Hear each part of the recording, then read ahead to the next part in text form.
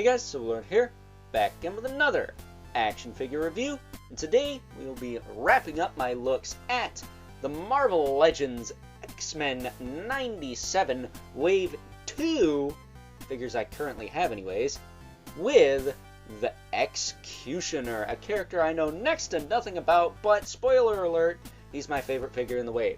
That I have anyways. I don't have the Goblin Queen. I don't have that dumbass looking Magneto. Probably not going to buy that dumbass looking Magneto, but maybe the Goblin Queen if I see her. That said, she's sold out almost everywhere online, so kind of doubt that, but I don't know. Fingers crossed, I guess.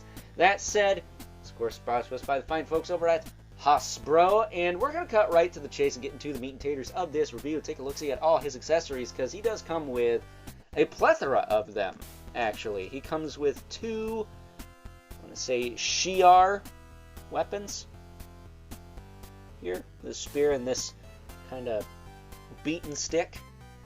He's got a Sentinel cannon, which just kind of fits over his arm. I kind of wish it had a peg for the wrist in there, or something.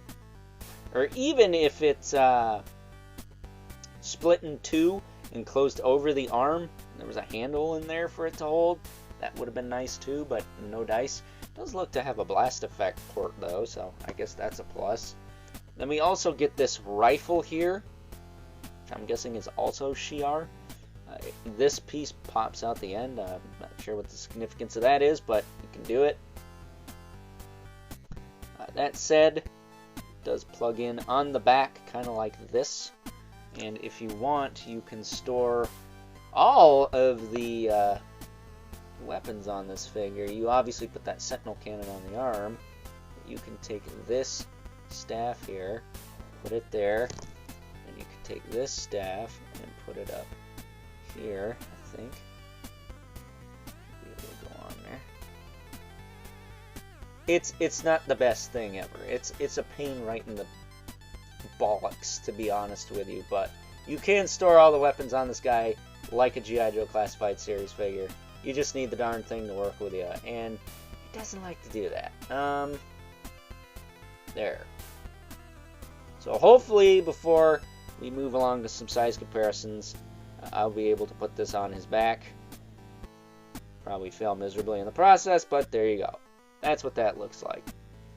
A cluster of Shi'ar weapons. So taking a closer look at the X-Cutioner, he looks a lot like his 90s Toy Biz counterpart.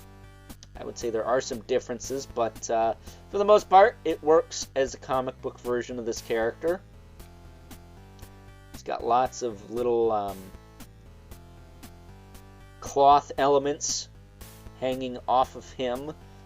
Too bad they aren't soft goods, because he is kind of a traffic cone, but he's more posable than you'd think he'd be. So as far as that goes, his head is just a ball socket, kind of like the McFarlane Batmans, the bigger ones, on the Hush body or the Three Jokers body. Works a lot like that. He's got that cool face mask there. Shoulders go out to the side pretty far. No butterfly or anything there, but they do go back down. They rotate forward and back. He does have a bicep swivel, double elbow. He does have a swivel in the wrist with a hinge. I will say it would have been nice to get some fist hands, but on the plus side, I didn't have to heat this guy up or use any kind of soap or lubricant or anything to loosen him up. He was good to go out of box, so I do appreciate that. His torso is on a rocker joint, a clicky kind of rocker joint. It works just fine. It can tilt back pretty far. It can tilt forward a little bit. It can tilt side to side a little bit. His hips can kick forward pretty far, considering he's got this tunic piece in the way, which if I warp that up and out of the way, you can kick his leg out about that far. Not very, but far enough. He's got a thigh cut that works. He's got double knee. Gets you about that far. Not too bad. I will say, I wish the knee pad was connected to the knee. It would have looked a little better. And he doesn't have a boot swivel. I'm surprised he doesn't. But he does have a rocker that works okay.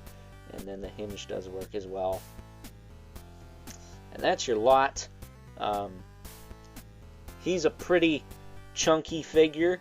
He's 100% new sculpt as far as I know. And he's 100% pinless as well. That said, there is a peg hole in the back, as I mentioned earlier, for this crazy gun ensemble. So if I can get this on here, that would be nice. I will tell you, it took me forever to find this peg hole for this gun on his back here. There you go. There is that. And then as far as his cannon goes, pop the arm out a little bit there.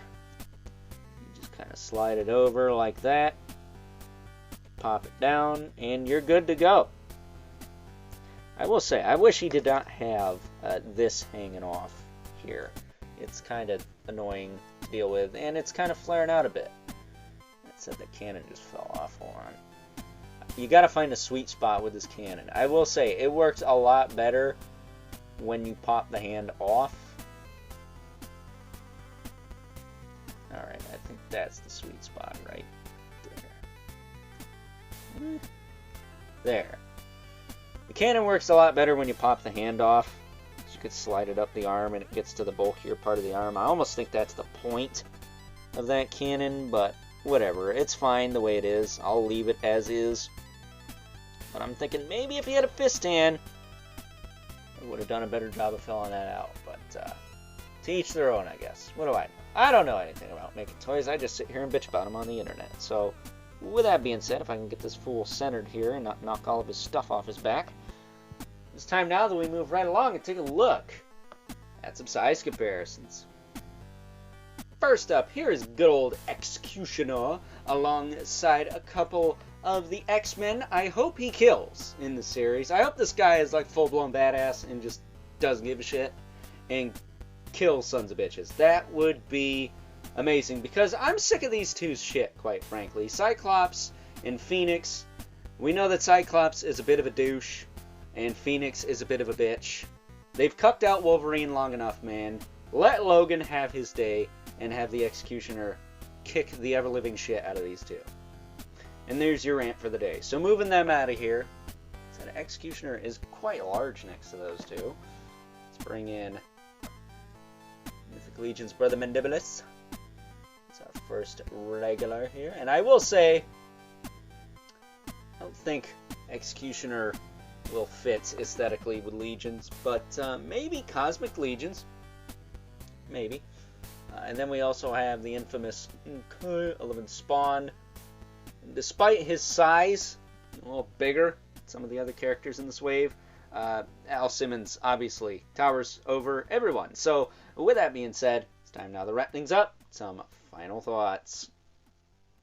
Overall, and despite the fact I know next to nothing about good old X-Cutioner here, other than he had a really cool figure back in the 90s, he is hands down my favorite figure from this second X-Men 97 wave, because aesthetically, he looks pretty kick-ass, comes with some pretty kick-ass weapons, and feels pretty kick-ass in hand.